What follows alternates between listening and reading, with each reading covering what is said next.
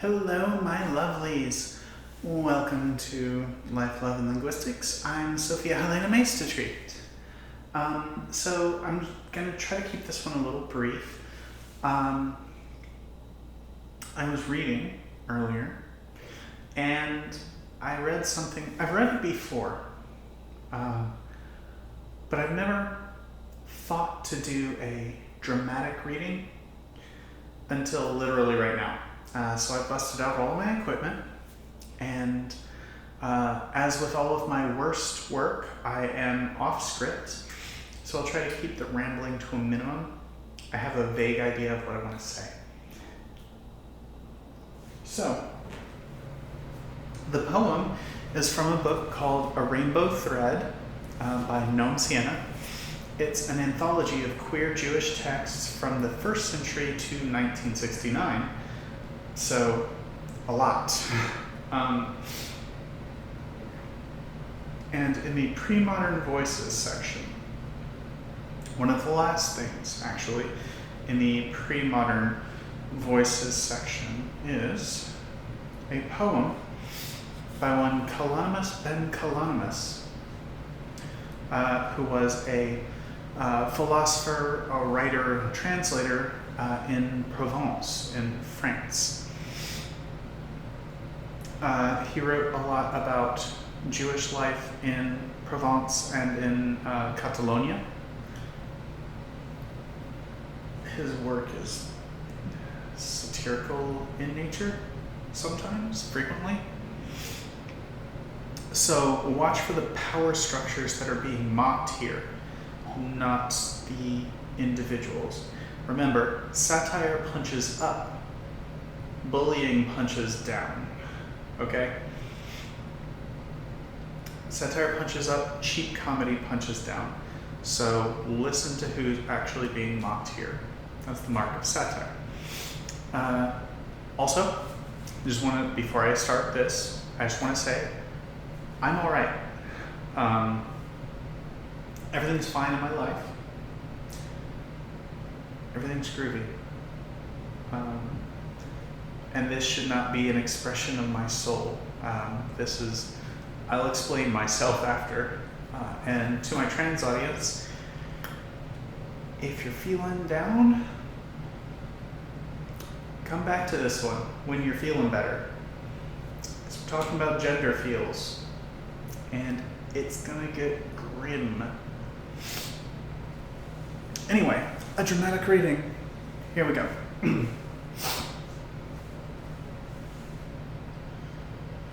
What an awful fate for my mother, that she bore a son.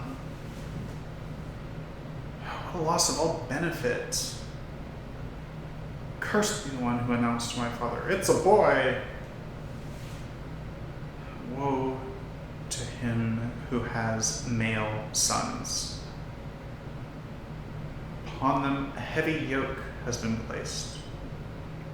Restrictions and constraints, some in private, some in public, some to avoid the mere appearance of violation, and some entering the most secret of places. Strong statutes, awesome commandments. 613. Who is the man who can do all that is written so that he might be spared? Oh, but if the artisan who created me had made me instead a fair woman, today I'd be wise and insightful. We would weave, my friends and I, and in the moonlight spin our yarn and tell our stories to one another. From dusk till midnight, we tell of the events of our days, silly things of no consequence. But also I grow very wise from the weaving. And I would say, happy is she who knows how to work with combed flax and weave it into fine white linen. And at times, in the way of women, I would lie down on the kitchen floor between the ovens, turn the coals, taste the different dishes. On holidays, I would wear my best jewelry. And I would beat on the drum, and my clapping hands would ring. And when I was ready, and the time was right, an excellent youth would be my fortune. And he would love me, and he would put me on a pedestal. He'd dress me in jewels, gold, earrings, bracelets, and necklaces, and on the appointed day, in the season of joy when brides are wed, for 7 days the boy would increase my delight and gladness. Were I hungry, he would feed me well-kneaded bread. Were I thirsty, he would quench me with light and dark wines. He would not chastise me, nor treat me harshly. And my pleasure would not be diminished.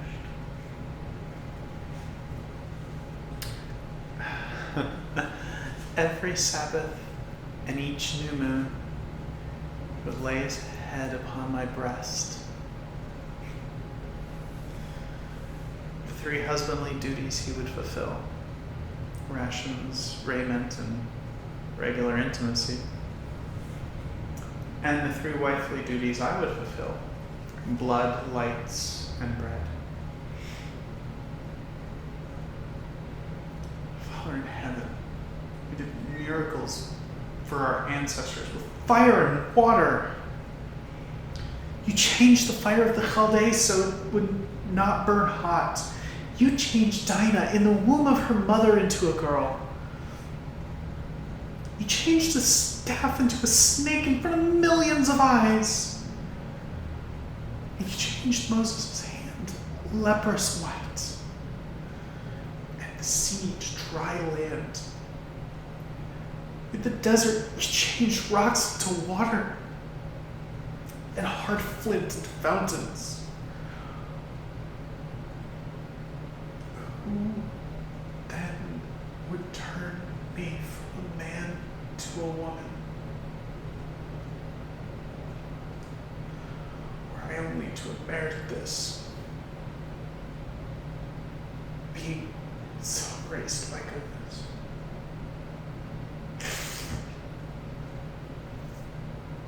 What shall I say? Why cry or be bitter? If my Father in heaven has decreed upon me and has maimed me with an immutable deformity, then I don't want to remove it. And the sorrow of the impossible is a human pain that nothing will cure, and for which no comfort can be found.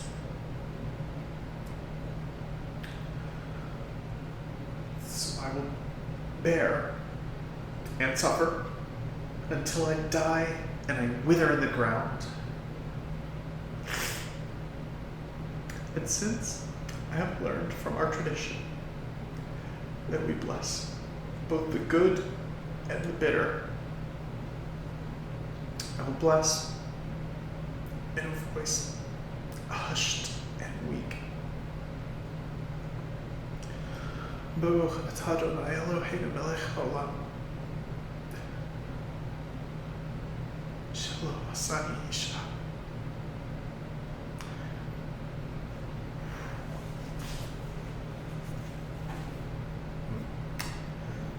Those ain't fake. Right. So, a couple of cultural notes on that. Again, I'm fine. So, one of the references in there that may require some explaining is the 613 strong statute and awesome commandments. That refers to the 613 mitzvot that male Jews are required to fulfill. Women are required to fulfill a lesser number, actually. Another thing that might bear explaining is the husband and wifely duties. The husbandly duties, rations, raiment, and regular intimacy. That's actually a thing. In Jewish marriage jurisprudence, failing to have regular sex with your wife is grounds for divorce. She can leave you for not putting it to her.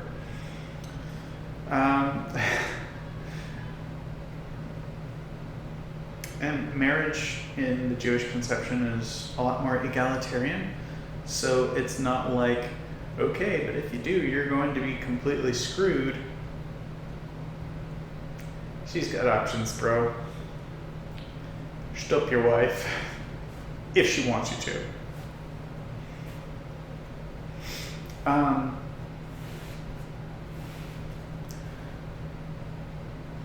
So the wifely duties are a little more esoteric. Jewish women have, in the past, I don't think it's as strong anymore. It was not as common anyway. Women who are menstruating separate themselves from society. And it's easy, the reason is because their menstrual blood is considered unclean for ritual. And that's not great. Any human blood is considered unclean for ritual though, so.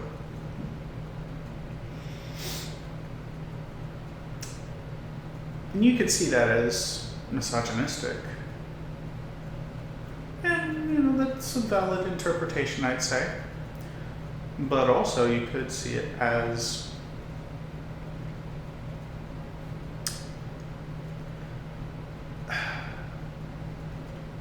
acknowledging the pain of women and excusing them from their duties while they're in pain. Wouldn't be the first thing that Jewish law had done for women specifically.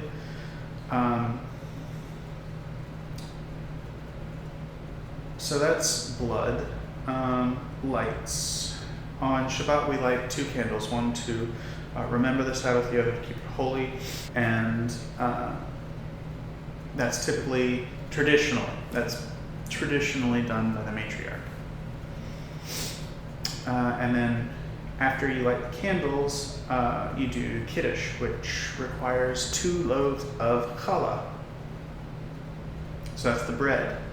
A Jewish woman is supposed to make 2 loaves of bread a week, in addition to what else is made for the family.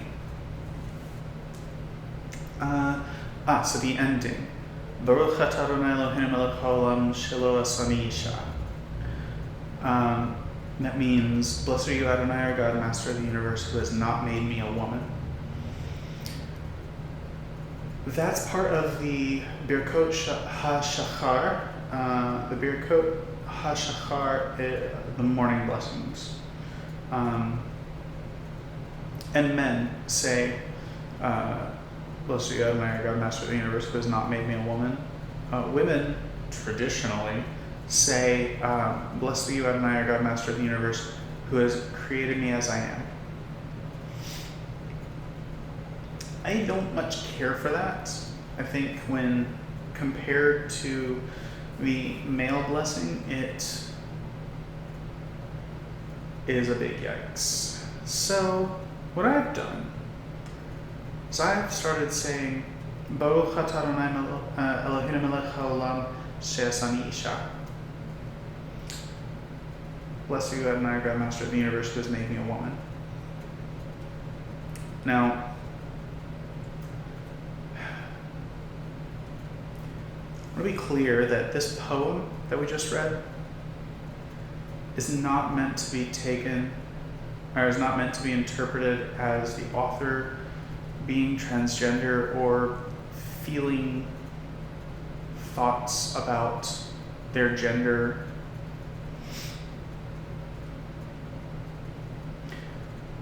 It's an acknowledgement that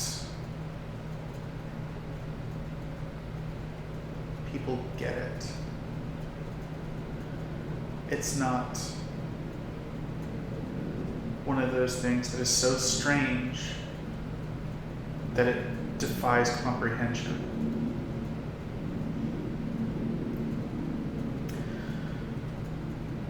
A big theme that I've had, a lot of the morals of my videos have been be good to yourself, be good to each other, and not to beat a dead horse, but be good to yourself. What we read was a notional person who was not being good to themselves. And be good to each other. The reason that our notional character was not being good to himself, herself, themselves, was that society wouldn't have allowed it.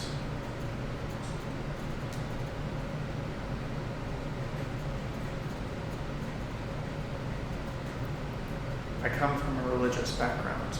It's not a Jewish background. I come from a very, very Christian background.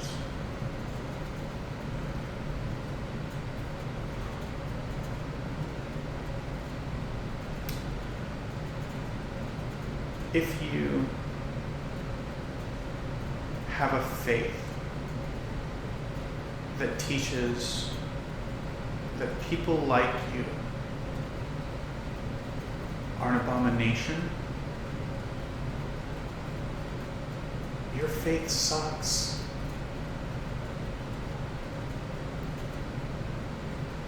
I was this person for a long time. And then one day I realized my faith sucks. And it took me a while to find my home.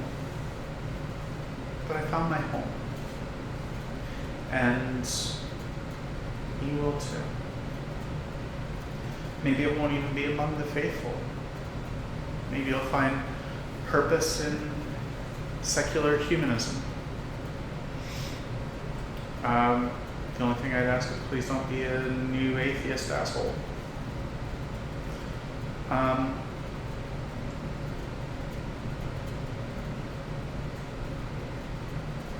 But it's okay. You deserve better than a faith that tells you you're an abomination. Be good to yourself. And if you are in one of those faiths that teaches that people who are different are abominations, be good to other people.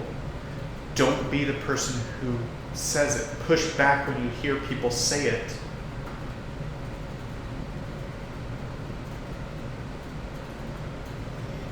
Baruch atah Adonai Eloheinu melech haolam, asher asani isha